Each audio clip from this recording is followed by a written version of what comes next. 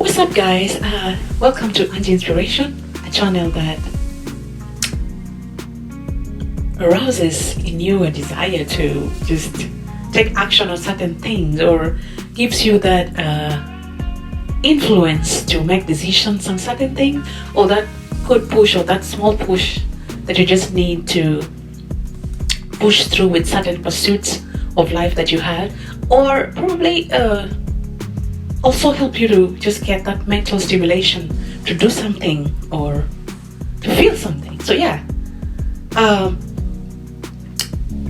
this channel is for you again if you're aspiring to leave your country, especially Africa, travel abroad, either for studies or for work or just for visits.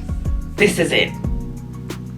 Because in this channel I share my experiences having left my home country, Kenya, and traveled abroad to the US for work. And I have traveled other countries too as a tourist. But yeah, this is it. I mean, I'm giving it as it is. It's not something meant to please anybody. And the advices I give is not for everyone. I mean, I'm not trying to say the moment you listen, then do exactly what I say. No, it's just for one or two. It's not for everyone. It's just for one or two. Take what you can take and let it inform whatever decisions that you have to make. Now, in today's video, I'm going to talk about my general experiences or opinions, and I'm going to cover it in 5 major points on what kind of mindset or what kind of thoughts or realities you need to fix in your head, especially if you are intending to travel abroad. And let me know your thoughts in the comment section, by the way, if you are abroad and you feel some of these experiences are common to you, or if you have any advice that you can give the audience on certain issues. Let me know also what you'd like me to discuss in the comment section, just so that I may be able to help with information and help the people that really want that help. Now out here you'll find there's a lot of ignorance about Africa. Ignorance about Africa.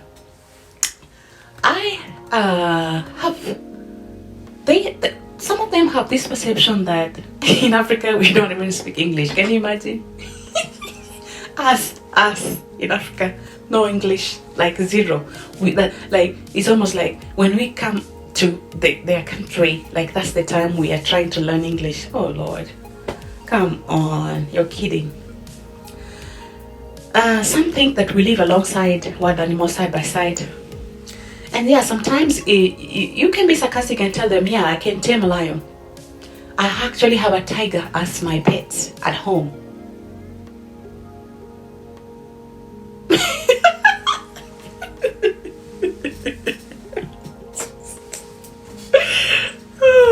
Whatever they know about Africa, you know what Africa is. I mean, do you clean water, lack of access to clean water? I don't know where this information is gotten from. I don't know.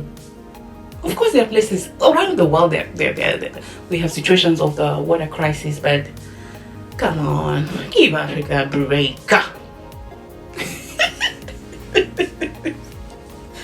And then there is this, and that's where the aspect of I would like to cover a little bit about racism. Now, personally, I haven't really faced outright racist kind of experiences, but what I can say is that it's subtle and you feel it, from afar. In Kenya, I would say kwa umbali. It's like you feel it from. You're like, there's some sort of, racism and all that, but you're like, I do you do you. I mean, if somebody has an issue, that's their problem. But in my opinion, I think it has just to do with people who are not open-minded, people who've not traveled the world. They tend to be a little bit of, and mostly for our brothers who are of this, skin color, and they're citizens of some of these particular countries, especially in America. It pass across as, showing that kind of, racism completely. And No offense. I mean, I love my friends. They are those that are true, and don't have those issues or of racism and all that. But there's a good number, of course, that mostly you'll find it from them. Those who are white, I haven't really got any serious, any major. I've not got no racism at all. Have to face racism at all from them. So yeah, that is it. And sometimes you may.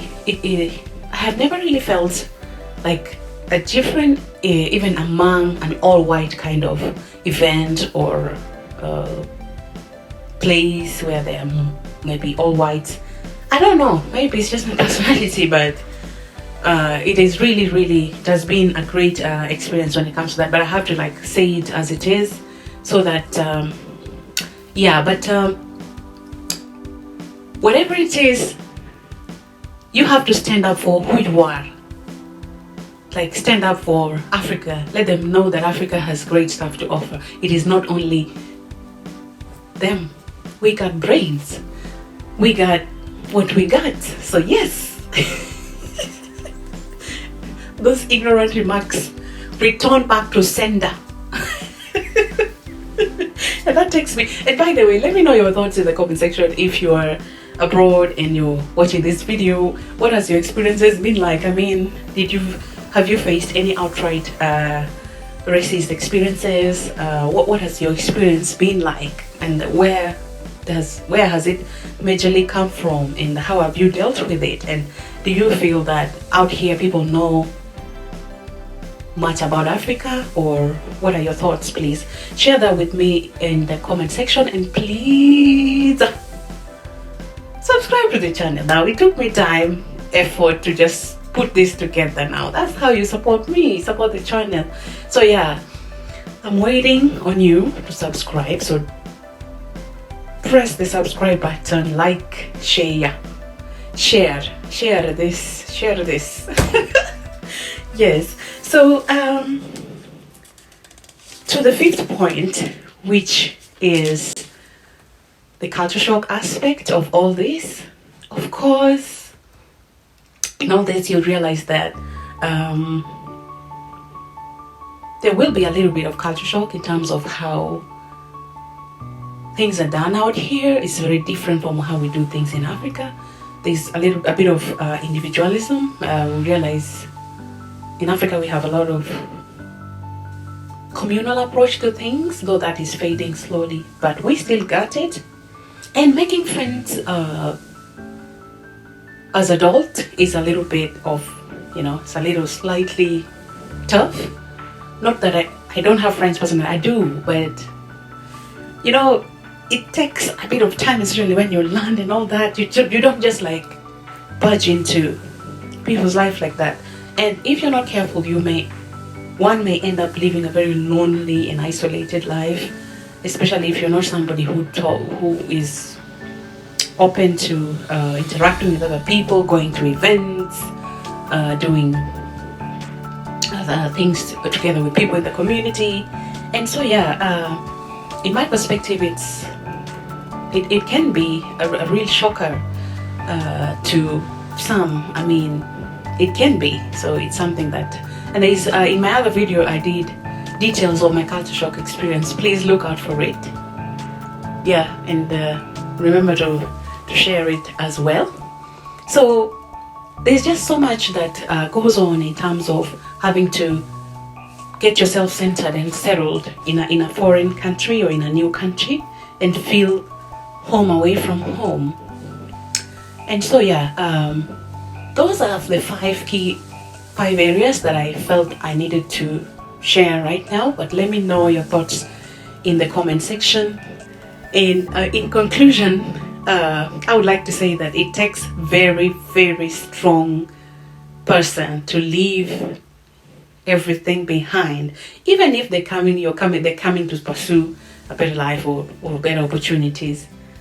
It takes a very strong person to leave that behind. Life, what you've used to, your culture, your country, your people, and leave everything they once knew to pursue better quality life abroad. It takes a very strong person. You have to be very strong-minded. You have to know who you are, because if you don't, you're going to lose yourself in all this mix. So yeah, the grass is greener, but you have to make it stay watered to be green. So you have to work towards it, working your off to be able to, just you have to constantly work to make ends meet, your bills to pay, and sometimes homesickness comes in, and depression is real. It can catch on to you, especially during the when the season changes and it's really cold and you've never experienced winter. Ooh, that can take a toll on even the mind itself. So it's a phenomenon that can take a toll on you, and especially if you travel when it's in the winter and you just are landed in the winter. Ooh, that's horrible. That's really, really horrible. The best time to travel is when it's the summer. So wherever it is you're traveling to, always find out what times are best. If you can control that, or if you have some control over when you arrive in a different country, that would be good. You arrive in the summer, so you have time to acclimatize, and the weather won't be playing on you in such a bad way. And yeah, just like I said, it's not an all gloom and doom kind of situation. You can live a holistic and wholesome life once you stabilize, and over time, yeah, it takes time. So even people who have family, who have friends, relatives abroad, please give these people time. Sometimes you don't just land, hey, you're picking money from trees. No, we're not. You work